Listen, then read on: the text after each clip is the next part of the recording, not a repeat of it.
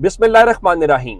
लाखों करोड़ों दुरूदो सलाम मोहम्मद मुस्तफ़ा सल्लल्लाहु अलैहि वसल्लम और आले मोहम्मद पर। मैं हूँ उमर दराज गोंदल। 5 अगस्त का तहरीक इंसाफ का एहतजाज बाज़ाब्ता तौर पे शुरू नहीं हुआ। अब वो एहतजाज कामयाब है या नाकाम है, इसका फैसला तो होगा कल। लेकिन मैं आपको बताऊं, जो मुल्क भर से रिपोर्ट्स आना शुरू हो गई हैं, उनके मुताबिक ये घबराना शुरू हो गए हैं। आप कहेंगे मैं क्या बात कर रहा हूं। मैं आपको सिर्फ इस बात के हवाले से बता रहा हूं कि आज शिकायत आई कि लाहौर शहर में या दीगर जगहों के ऊपर जो पब्लिक ट्रांसपोर्ट दाखिल हो रही है, इवन उसके अंदर शनाख्ती कार्ड देखे जा रहे हैं कि ये लोग कौन हैं, कहां से आ रहे हैं। खौफ यह है कि ये सूरत हाल ना बने। अच्छा जी, आगे चलते हैं। और उससे हट के अगर उनको छोड़ भी दिया जाए तो तहरीक इंसाफ ने मुजाहरा कहां पे करना है जी? पाकिस्तान तहरीक इंसाफ ने मुजाहरा अडियाला जेल के बाहर करना है। इसका इम्कान है कि वो अपने अरकान असेंबली को, सेनेटर्स को कह रहे हैं कि आप वहां पे पहुंचे। तो इस सिलसिले में 2 चीजें हुई हैं। पहली चीज ये है कि रावलपिंडी के अंदर जो जिले इंतजामिया है, वहां पे जो डीसी हैं, उन्होंने अगले 7 रोज के लिए जिला रावलपिंडी के अंदर दफा 144 नाफिज कर दी है। जिसका मतलब यह होगा कि आज से 10 अगस्त तक कहें या अगस्त का महीना पाकिस्तान की आजादी का महीना है, लोग बाहर निकलते हैं, जश्न मनाते हैं। लेकिन ये क्या हुआ कि आपको दफा 144 लगानी पड़ रही है, और उस दफा 144 के अंदर कहा गया है कि किसी किस्म की आवाम को गैदरिंग की इजाजत नहीं होगी, किसी जलसे, रैली वगैरह वगैरह, वो बिल्कुल भी दफा 144 नाफिज करके उसके ऊपर पाबंदी लगा दी गई है। चलें आगे चलते हैं। अगली खबर सुन लीजिएगा मानसेहरा से। अब मानसेहरा तो खैबर पख्तूनख्वा के अंदर आता है, जहां पे पाकिस्तान तहरीक इंसाफ की अपनी हुकूमत है। वहां पे जो मानसेहरा वैगन ओनर्स एसोसिएशन है, उनकी जानिब से ये कहा गया है कि तमाम जो मालिकान हैं और ड्राइवर्स हैं, उनको ये इत्तला दी गई है कि अगर रैली या धरने में अपनी गाड़ियां दी तो उसके खिलाफ वहां की यूनियन कार्रवाई करेगी, उसका नंबर भी बंद किया जाएगा, जुर्माना भी किया जाएगा। तो इस सिलसिले में जो उनका कहना यह है कि आप 5 अगस्त की रैली या धरने के अंदर गाड़ी ना दें। अच्छा, इसको भी छोड़ देते हैं। तहरीक इंसाफ ने अडियाला के हवाले से एहतजाज का ऐलान कर रखा है। तो अडियाला के बाहर जो मुमकिना एहतजाज है, लगता यह है कि वहां पर सिक्योरिटी कम पड़ गई है, और अडियाला जेल हुकाम ने रावलपिंडी पुलिस से इजाफी सिक्योरिटी मांग ली है। और जेल जराये ये बता रहे हैं कि सुप्रीडेंट अडियाला जेल अब्दुल गफूर अंजुम ने सीपीओ रावलपिंडी को एक खत लिखा है, और जराये के मुताबिक उसमें यह दावा किया गया है कि सोशल मीडिया और दीगर जराये से यह मालूम हुआ है कि पाकिस्तान तहरीक इंसाफ के जो लोग हैं वो जेल के बाहर एहतजाज करेंगे। तो अब इसका मतलब ये हुआ कि अगर वो जेल के बाहर एहतजाज करेंगे तो फिर आप क्या करेंगे? आपने उनको रोकना है, और उनको रोकने के लिए हमें इजाफी पुलिस चाहिए। तो ये सूरत हाल है। अच्छा, दूसरी तरफ ये जो पाबंदियां लगाने के बावजूद पाकिस्तान तहरीक इंसाफ क्या कह रही है।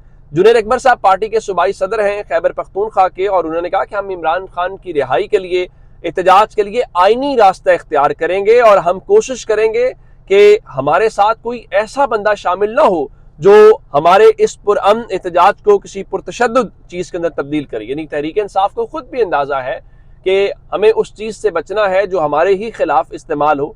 तो अब सवाल ये पैदा होता है कि आखिर इनको इतना खौफ किस बात का है कि ये सारी की सारी जो पाबंदियां हैं ये लगाते हुए दिखाई देते हैं, जिससे अंदाजा होता है कि सब चीजें इनके हक में नहीं है। मैं उसकी एक मिसाल देना चाहता हूं कि पाकिस्तान तहरीक इंसाफ ने लाहौर शहर के अंदर ये बताया है कि उनके लोगों के साथ क्या हो रहा है।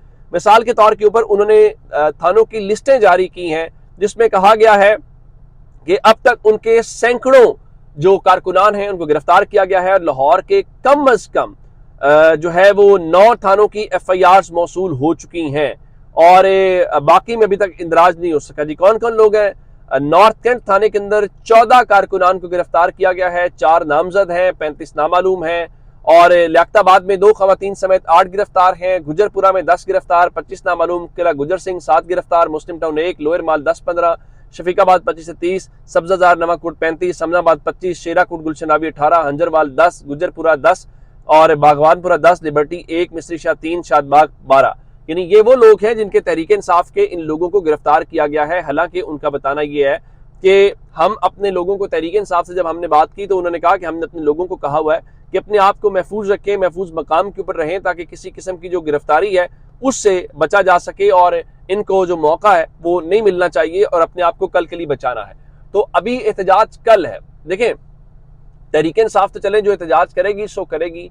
यूं लग रहा है कि हुकूमत पैनिक होके जो हर बार वो होती है उस एहतजाज को कामयाब करेगी। अगर आपने कंटेनर्स लगा दिए, मसलन लाहौर के दाखिली और खारजी रास्तों के हवाले से कर लिया, तो फिर लोग तो कहेंगे एहतजाज कामयाब हो गया। एहतजाज का मतलब क्या होता है? एक मामले की तरफ तवज्जो दिलाना, एक इशू को हाईलाइट करना। अगर वो कामयाब हो गए तो इसमें हुकूमत की तो कोई कामयाबी जो है वो नहीं होगी। अच्छा जी, इससे हट के कुछ और भी खबरें हैं जी। एक पंजाब असम्बली से खबर है। पंजाब असम्बली में आप जानते हैं कि चंद रोज पहले जो खालिद निसार डोगर हैं उनके हवाले से एक फुटेज सामने आती है कि वो दौड़ के जाते हैं और मुस्लिम लीग नून के हसन रियाज जो हैं उनको वो मारने की कोशिश करते हैं या थप्पड़ मारते हैं। लेकिन उस फुटेज के हवाले से जो नून लीग के MP हसन रियाज हैं उन्होंने मुख्तलिफ TV चैनल्स के खिलाफ पैमरा में बाकायदा शिकायत दर्ज करा दी है। कौन कौन से चैनल्स हैं? जियो न्यूज़ है जी, बोल न्यूज़ है, दुनिया न्यूज़ है, एक्सप्रेस न्यूज़ है, कैपिटल TV है और 92 न्यूज़ है।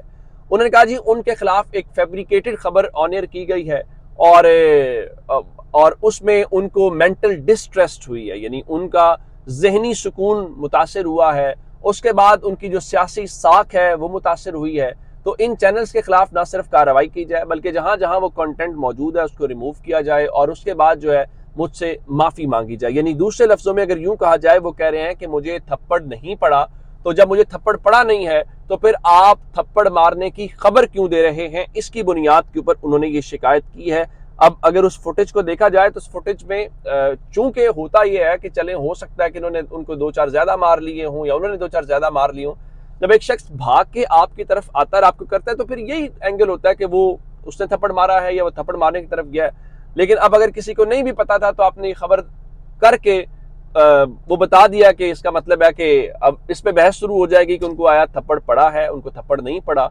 तो मेरे ख्याल से उनको जिसने भी ये एडवाइस की है उसने कोई वो उनके साथ कोई नेकी की है या उनके लिए कोई आसानी पैदा नहीं की। अच्छा जी, एक खबर और ले लीजिए। आज इस्लामाबाद से खबर आती है और शहबाज शरीफ के साथ इसाक डार के साथ, शहबाज शरीफ वजीर आजम है और इसाक डार नायब वजीर आजम है, तो उनके साथ एक शख्सियत वजीर आजम ऑफिस के अंदर मुलाकात करती है जो एक रिटायर्ड लेफ्टिनेंट जनरल होते हैं, मोहम्मद सईद। और वो बताया जाता है कि जो रिटायर्ड जनरल साहब हैं उनकी वफाकी काबीना ने और वजीर आजम ने उनको चेयरमैन वापडा के तौर के ऊपर तैनात कर दिया है, तो अब वो उस तरफ जाएंगे। तो लोगों ने पूरे बहुत सारे पाकिस्तान में वो सिलसिला शुरू हो जाता है कि देखे जी एक और जो रिटायर्ड जनरल साहब हैं उनको एक और जिम्मेदारी दे दी गई है। और फिर एक और भी सवाल वैसे मेरे जहन में है कि जब से मैं देख रहा हूँ, वो जनरल मुजम्मिल हूँ या कोई और हूँ, ये वापडा में एक रिटायर्ड जनरल ही क्यों लगता है? ये सवाल अपनी जगह पे बहरहाल है, अब मेरे इल्म में नहीं है इसकी लॉजिक क्या है, इसके पीछे कोई कानून है तो क्यों है। एक बात। दूसरा, मैंने कहा लोग तनकीद ऐसे ही कर रहे हैं, हमें तो जनरल साहब का शुक्रिया अदा करना चाहिए, जनरल सईद साहब का जो रिटायर्ड हैं, कि उनकी मेहरबानी है। देखें, रिटायरमेंट के बाद क्या होता है? रिटायरमेंट के बाद आप सुकून करते हैं, रेस्ट करते हैं, अपनी फैमिली के साथ वक्त गुजारते हैं, अपने बच्चों के साथ गुजारते हैं, अपने दोस्त अहबाब के साथ गुजारते हैं। तो अब आपने काम जो करना होता है वो कर लिया, सर्व किया। अब देखें उन्होंने दिफाए वतन के लिए इतना काम किया, तो मेरे ख्याल से अगर वो इस के अंदर अपनी जिम्मेदारी कबूल कर रहे हैं तो हम इसको पॉजिटिव क्यों नहीं ले रहे? हमें ये क्यों नहीं समझना चाहिए? देखिए, उन्होंने अपना जो रेस्ट है, आराम है, उन्होंने इस मुल्क के लिए कुर्बान कर दिया और उन्होंने ये फैसला किया है कि वो रिटायरमेंट के बाद भी जो है वो काम करते रहेंगे और वो रेस्ट नहीं करेंगे। लेकिन हमारे यहाँ चूंकि हमने वो जनरल साहब को अब सारे ही आज उनके हवाले से वो पोस्टर चीज़ें लगा रहे हैं, तो हम उस चीज़ को जो पॉजिटिव एंगल है उसको नहीं समझ पा रहे। अपना बहुत सारा ख्याल रखिएगा। खुदा हाफिज।